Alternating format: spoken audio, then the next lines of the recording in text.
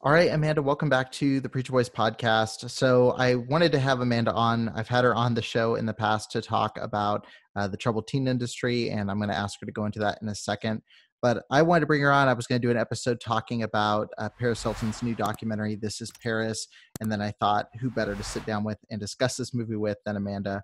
But Amanda, can you just, for those who maybe missed our last episode or aren't familiar with you, can you just talk a bit about who you are, exposing Circle of Hope, and kind of your journey with the troubled teen industry? Yeah, definitely. Like you said, my name is Amanda.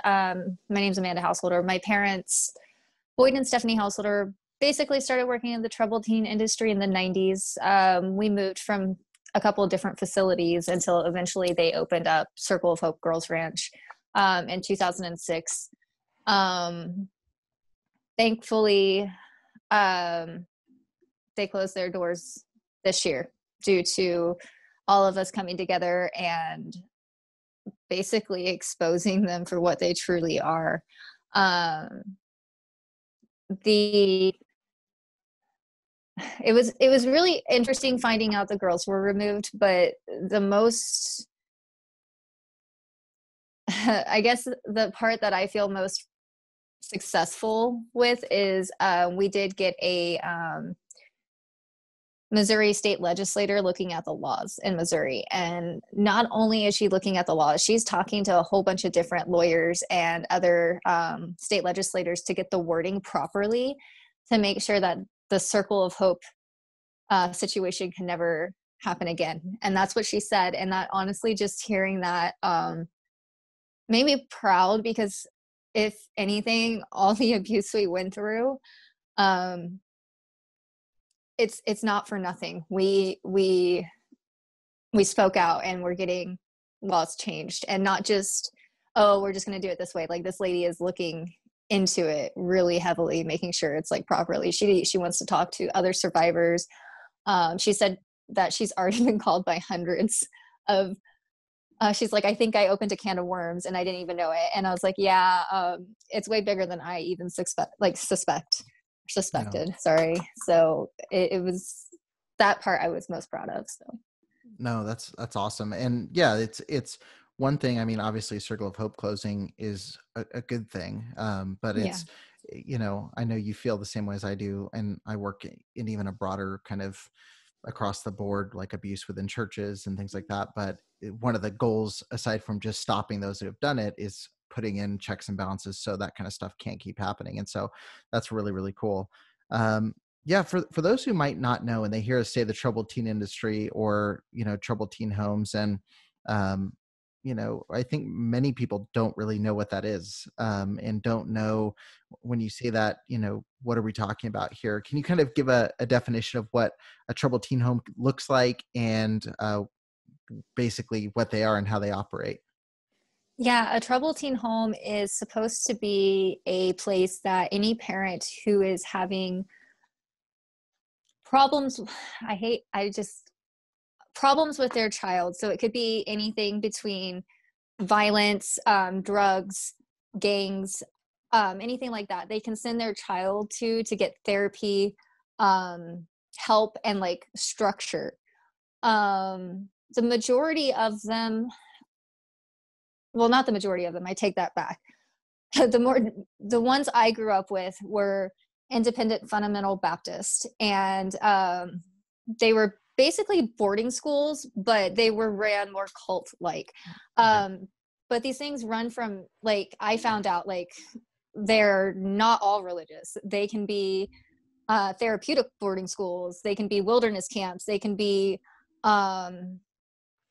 residential homes, they can be but non-religious, like all of them. Any place that you send your child to get help is basically part of the troubled teen industry. Okay. Now, I don't want to say that every single one of them is abusive. I can just say the ones I grew up around were abusive, and the ones that I now have spoken to, survivor after survivor after survivor, that is now like family to me, those are all abusive, and they are all strangely enough, ran the same ways, like very, very, very similar tactics. Yeah. And even the non-religious ones have very similar tactics to the religious ones. And it's really weird because it kind of connects you in a weird way, but it's just really weird hearing other people's stories, and they're like very similar to yours. And it's like your facility was like states away and 10 years before I was even thought of, Right. so like it's been going on for years. Yeah, no, that's one thing I've noticed, and I've gotten to talk to a lot of people on the show now that have, I mean, all given these, really crazy testimonies coming out of these kind of homes, and they're spread out from. I've talked to ones who were in California, people who were in Missouri, people who were in Indiana, and even watching the doc, which we'll get into in a second, like her experience in Utah it's all the exact same stories, exact type of, the force feedings, the sitting and staring at the wall, the physical abuse, like down to a T. I mean, the only thing that seems to switch a little bit is like how aggressive they are in like getting girls and moving them into these homes. And they have guys' Yeah. homes as well, but that seems to be the only thing that is kind of a depending on the home, is whether they actually go and retrieve students and bring them to the home. That's like the only thing I've seen that's been a little bit different. But let's talk about the documentary, because like I personally, and it's because of my independent Baptist background, I missed the Paris Hilton hype train, and I didn't know much Same. about her up until up until recently. And actually it was the first time I'd ever seen, like, everyone was like, okay, that's Paris Hilton, was watching a was watching a movie called Repo, where she plays like a girl who's like addicted to plastic surgery, and she's great in the movie. And that was like my first time being like, oh, that's Paris Hilton. And so my introduction was kind of like this, like heavy metal, cool, kind of rocked out version, Yeah. which is it's definitely not been her brand over her whole career. But what was your first kind of introduction to Paris Hilton? And is this kind of the first time you've ever really like had her in your, I guess, mind or thoughts? No, actually, it's really funny. There was this little girl who got sent to Circle of Hope, and she was 11. And she moves to Circle of Hope, and she's like staring at me. And it was really funny because I was just like, why are you staring at me? And she looks at her buddy and she goes, I think she raised her hand, because you can't speak without raising her hand. And she's like, may I tell her something? And her buddy's like, yes. And she's like, you remind me of Paris Hilton. And I was like, I didn't know who that was. And so she's like, The Simple Life. And I was like, I don't know what that is, because like I wasn't raised around that. I don't remember if it was Walmart or Dollar General my mom took me to, and I saw her on, I want to say it was a tabloid, and I was like, oh, that's Paris Hilton. And so that was basically my first introduction. When I went back home, I was like, dude, there's no way. There's like, I don't know. I don't want to say I resented Paris, but I was like, just like, there's no way I remind you of her, because like, look at her, and then like, look at her life, and then look at us. Right. And it was really weird finding out this year that she went through what she went through. And I never knew that I could relate to her on so much of a level. So it made me, I don't know. It was very interesting to know that it doesn't matter where you come from in life. Yeah. You can still be traumatized by one of these places. So. Right. Yeah, no, I read a review for the movie, because I track all my movies and review them because I'm a nerd. Yeah. So I do that with everything I watch. But I was reading a review for the movie, and someone wrote, this is a great reminder that trauma can have all kinds of different faces. And, that really, to me, just hit the nail on the head of what took me back with the documentary. So for those who don't know, so the documentary is called This Is Paris, and it was released on YouTube Premium.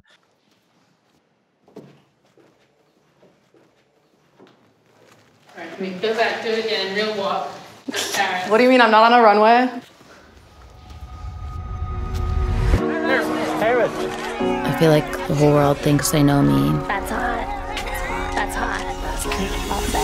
Sorry, I'm so used to like playing a character that it's like hard for me to like be normal. No one really knows who I am.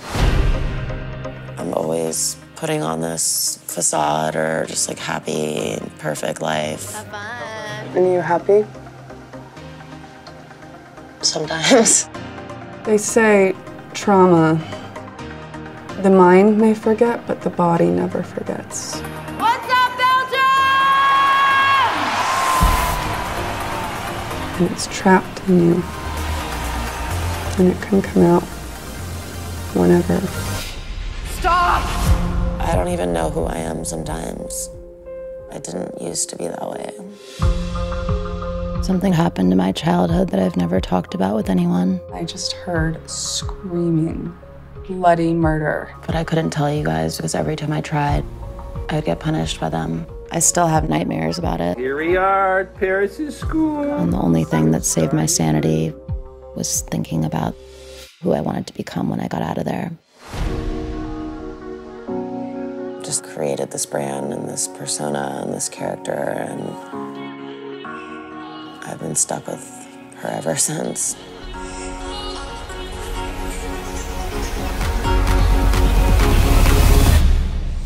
Is that enough? No.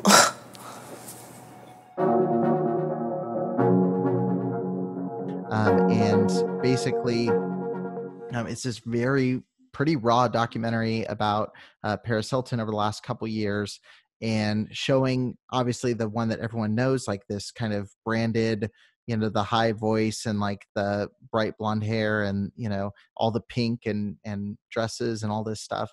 But then it also shows kind of her behind the scenes and when she's not in character. That's what she always says, is like, when I'm not in character. And so when she's just herself. And so and then ultimately, of course, she dives into the topic of being in one of these troubled teen facilities, escaping that one, being put in another one and another one and another one, and the trauma that she experienced through that. And so, it was, I mean, nobody knew this about her up until she started teasing this documentary, and I certainly didn't. And I mean, I got to be honest, my understanding of Paris was probably like most people's, where it was like, oh, she's the rich girl that flies around and she, does all this crazy stuff. And like, she's a wing of kind of like the Kardashian, like influencer kind of world. And she's one of those celebrities that I don't think has ever been, had this, like, given this humanity side of her. It's been a product.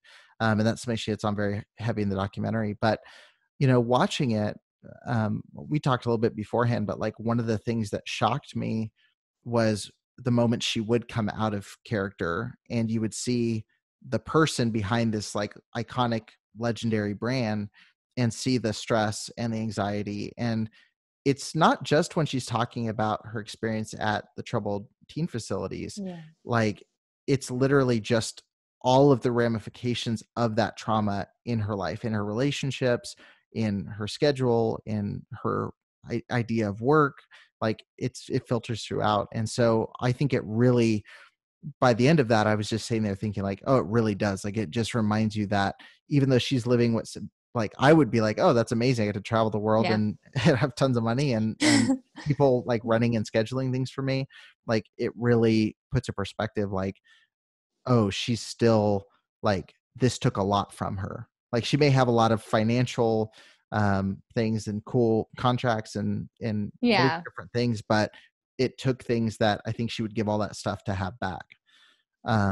So what were maybe some of the things watching the documentary? I kind of mentioned some things for me, but like, what are some things when you watched it that you maybe didn't know or that you were completely shocked by? What were some things that surprised you when you watched? I don't know. I wouldn't say I was necessarily surprised. The part that surprised me the most, that this was Paris, like she went through this, and it was hard watching her. I know it was a cartoon, but it was hard watching her be locked up. It was hard. I mean, it's hard to hear these stories, and like, even though I went through this and I watched people get punished this way basically my whole life, it was just hard I don't know how to explain it. It's just hard seeing other people go through that. And then the part where she talks about her nightmares. I'm not shocked. I can relate, and it's just sad because I wish this never happened to anyone. And it's just it connects us all together in a weird way. I absolutely loved the fact that she's not afraid to stand up for herself because I know a lot of us afterwards, like it took me a long time to learn to stand up to people. So I was really proud because I never, like, just looking at the image she usually portrays, I just never took her as the type of person to tell a man to get out and give her, give me the bracelets because of the way he was treating her. And Yeah. I to me, that was very inspirational because it's like, you do have the ability to stand up for yourself. And it's just, that was amazing to me. So. Yeah. There were a lot of those moments where, again, like I told and I told my wife, I said, like, there were moments where she's describing what happens at the schools, and I said, like, that stuff's always a gut punch, but it wasn't new information to me. Like, I knew that these schools existed, Yeah. but still, it's very emotional when you see that. But I said the things that really, really like hit me in the gut, where it's like, that's where you want to tear up, or like, just like, oh man, is those moments where you can see how it's filtered into her life now. And like the scenes with the guy that she was with at the time of the documentary, and seeing him kind of taking that same kind of predatory, abusive role, and basically weighing in on her like perceived weaknesses, and trying to take advantage of them and exploit them. For me, that was a moment where I was like, that really stirred up something of like, oh, he's seeing that he thinks he has some vulnerability he can abuse and pick on. And then it was really, really cool to see her flip the switch on him and Yeah. basically like kick him out instantly. Yeah. And but yeah, it was stuff like that. And it was the conversations with her and her sister talking about having kids, or being a workaholic, or her struggling with being able to sleep at night. And it's like, all that kind of stuff is just it's very humanizing, and it's very, especially because we've seen such a kind of a caricature of who she is, to see her literally flip the switch. And now I'm going from, I'm bubbly, I'm taking pictures in 3 or 4 dresses, and then now it's like, oh, I have to be in bed by this time, get up at this time, do it again. And in the background, I can't sleep because I'm having nightmares about this traumatic experience. So yeah, there was a lot of moments like that for me that I didn't expect to impact me the way that I thought her talking about the homes was definitely going to impact me, but I didn't expect, the day-to-day stuff and touring and all that stuff to really hit the way it did. But yeah. And can we talk for a second? I mean, the dress she wore when she DJ'd was super, super cool. Oh my goodness. I was like, that's super cool. I want that dress. But I want that dress so bad. I was like, oh my gosh. I just wanted to pause it and like just like see because it just danced. It was just so pretty. I was like, oh my God. I was like, this is pretty cool. I didn't know about the DJ stuff either. I was like, oh, that's kind of cool. So I did. Oh, sorry. I was just gonna say, I did know she DJ'd because I dated a DJ once, and so I did know she DJ'd. I can't say I listened to her music because I'm more into like heavy metal, but Right. Yeah, no, I did know she DJ'd, but it was nice like watching her in her zone, and that was pretty cool too. Yeah. No, and it was another one of those kind of crazy respect things where like, does Paris Hilton have to DJ to make money? No. No. But I thought it was cool when she was saying like, oh, I just have to prove that I can, and talking through like a paparazzi photo, make it look like she wasn't actually playing. And she's like, so now I got to really up my game to show people like I'm not playing. Yeah. I thought it was really cool. So getting more into like, obviously the troubled teen facilities, she was in quite a few, obviously the last and worst being Provo out of Utah. And were you familiar with Provo at all before watching, or have you heard any stories from anybody that's been in there, or was that kind of new info for you as well? Well, I hadn't heard of Provo until this year. I actually, back when I first posted that video of my dad, the inside of my dad's school, she liked that video on Instagram. And I was just like, what? Like, why? Like, I this was is like, random. why is Paris Hilton? Like, I was really flattered, but I was like, okay, wait, let me go make sure it's the correct video. And I read I looked at the video and I read the update, and I was like, or not the update, but the status with it. And I was like, okay, yeah, that's that video. And so I posted, and my friend was like, oh yeah, I went to the same school she did, but just a year later. And I was like, wait, what? yeah, right. And so she's like, yeah, no. And so like, then I started looking, honestly, it was so, just looking up the stories, it's disgusting. It's disgusting looking up those stories. So it took a while, but I have looked up the stories. I can't say I know much about it. I just know from this year what I've like looked into. Right. Yeah, it was interesting, and again, it's so odd because I mean, even interviewing people for the show, I'm like, okay, well, these are the independent Baptist schools that are doing this, and then you start realizing like, oh, the troubled teen industry as a whole is doing this, and it's got so little legislation, so little guidelines to operate by that they can do really whatever they want. And so there's a lot of really sadistic people just opening these cabins and schools. It's so weird how, like I mentioned earlier, how much they operate very similar, but like the head of the schools are very similar as well. And it's like similar in their sadisticness. And it's just weird. It's just like, how do we have this many people like this? And why? I just don't understand why it's allowed. I know it's the law, but it's just weird that we have that in humanity. So yeah. Well, one of the things that I did appreciate, and I didn't know if they were getting into it until it happened in the last 5-10 minutes, but getting to hear from her mom's point of view and kind of her one, I think, kind of shock at like how much really happened, and her obviously feeling like a kind of what have I done kind of moment.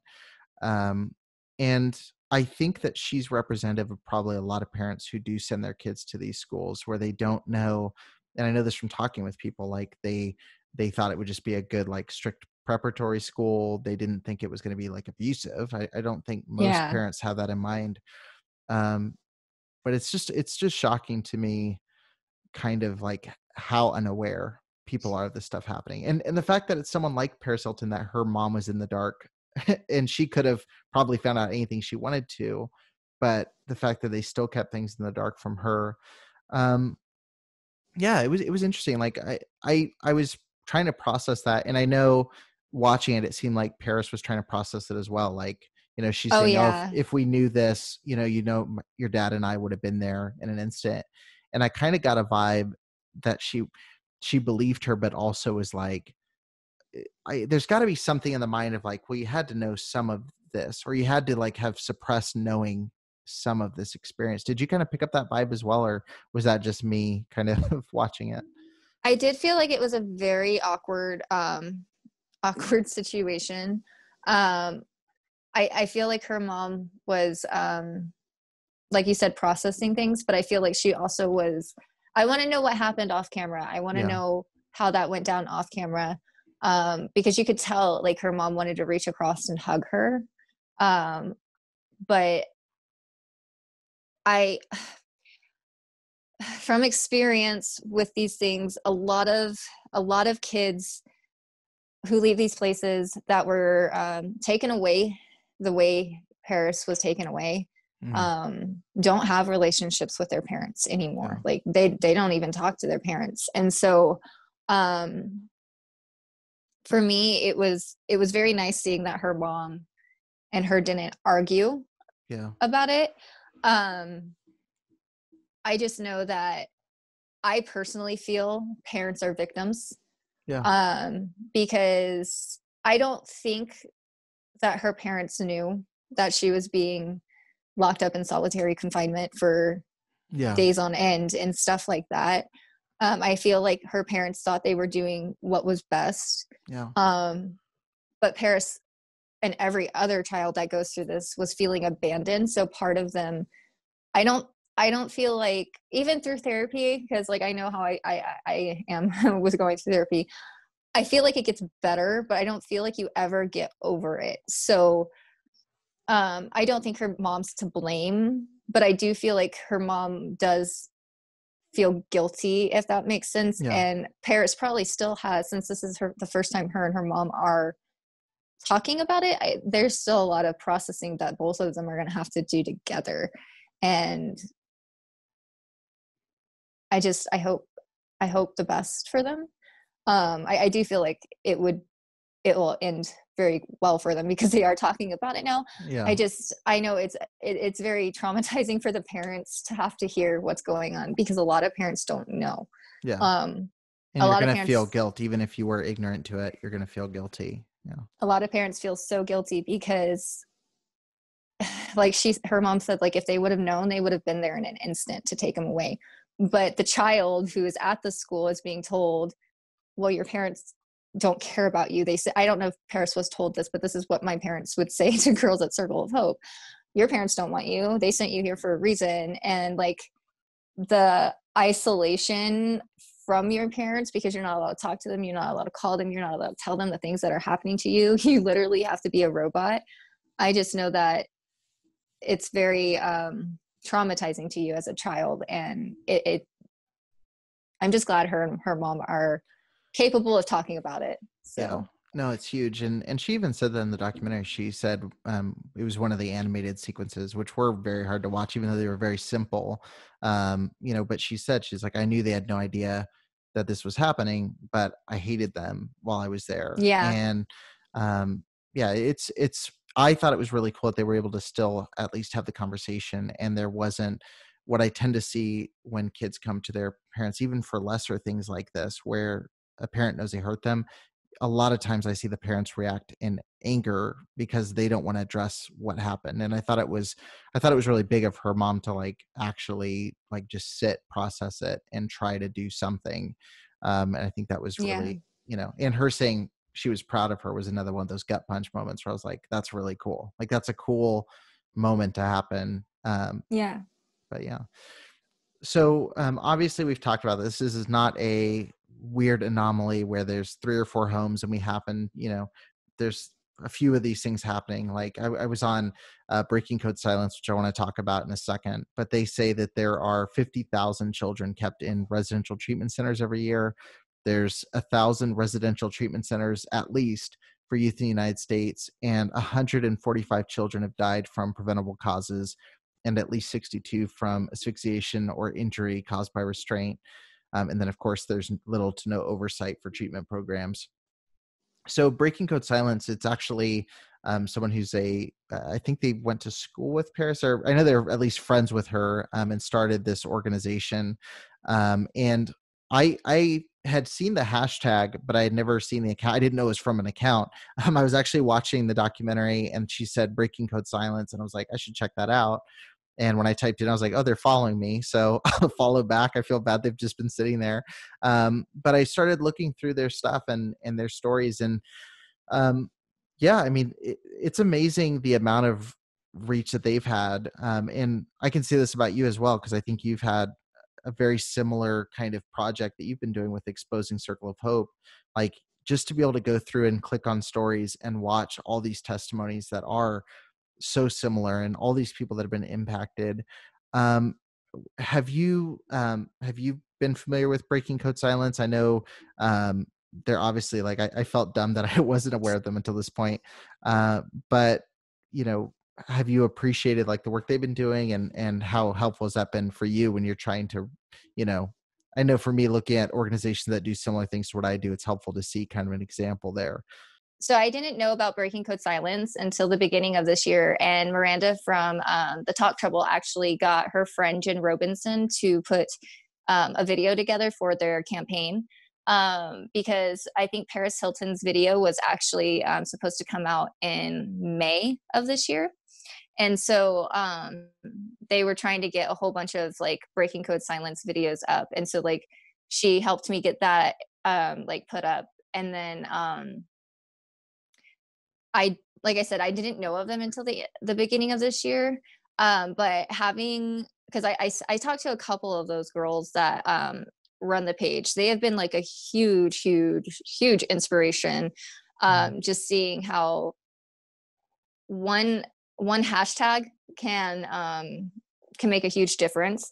I see you survivor is also another hashtag that I was like really like, okay, so hashtags make a difference. And so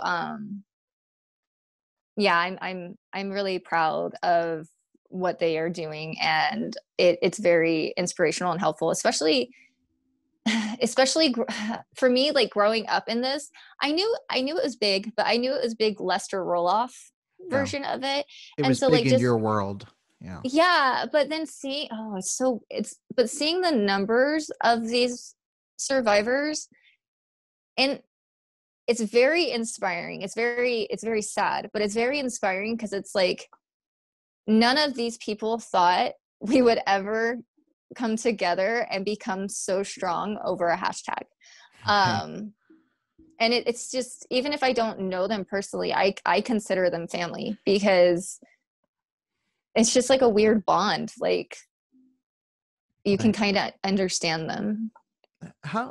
They actually shared a post I re-shared to my Instagram yesterday, but it says, as traumatized children, we always dreamed that someone would come and save us. We never dreamed that it would in fact be ourselves as adults. And I thought that was a really cool kind of statement. And we're definitely seeing that with the stuff you're doing. Like, I mean, your reach has been incredible. And I mean, like just on TikTok, like that you've kind of blown up the way you have, and you've been able to put all these stories out. I mean, millions and millions and millions of views on these videos.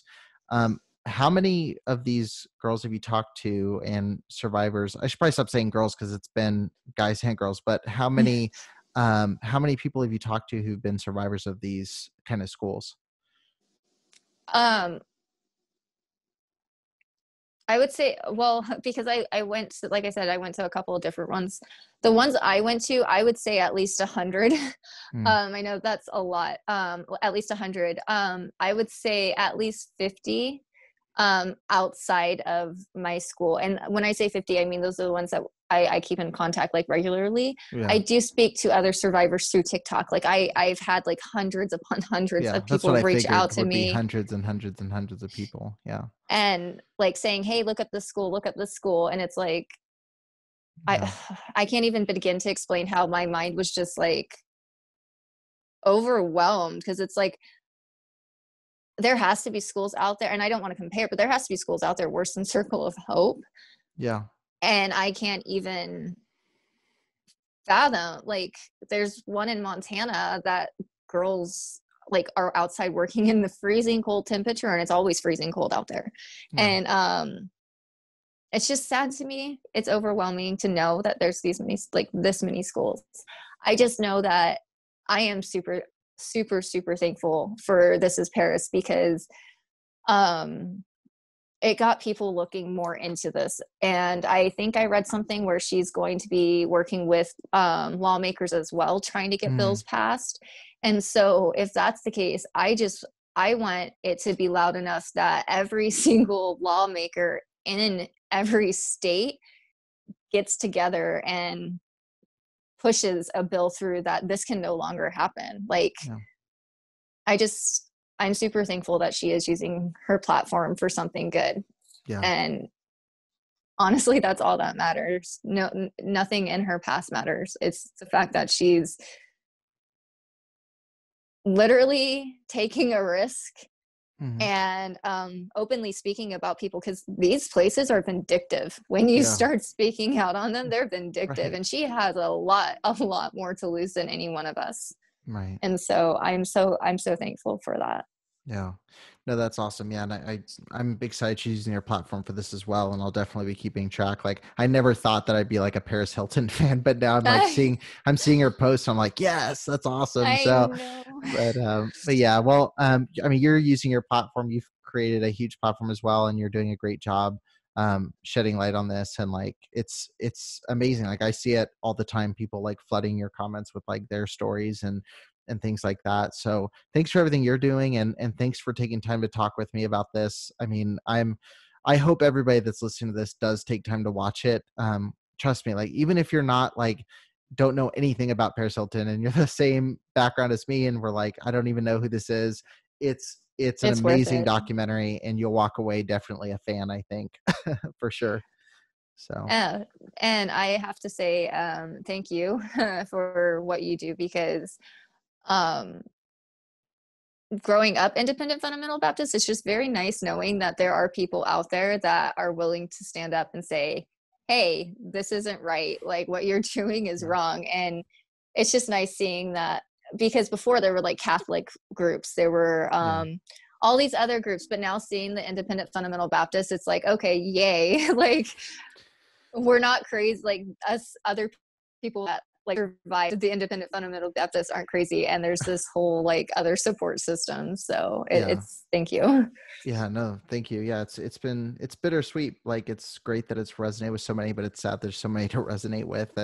But it's the same thing, hundreds of messages from people who've had these crazy experiences. But all we can do is keep speaking up about it. And I guess I mean, we just talked about breaking code silence, but not staying silent about this stuff and just keep getting the word out. So but anyway, guys, thank you so much for listening. Definitely go watch This Is Paris, drop everything else you're doing, and check it out tonight.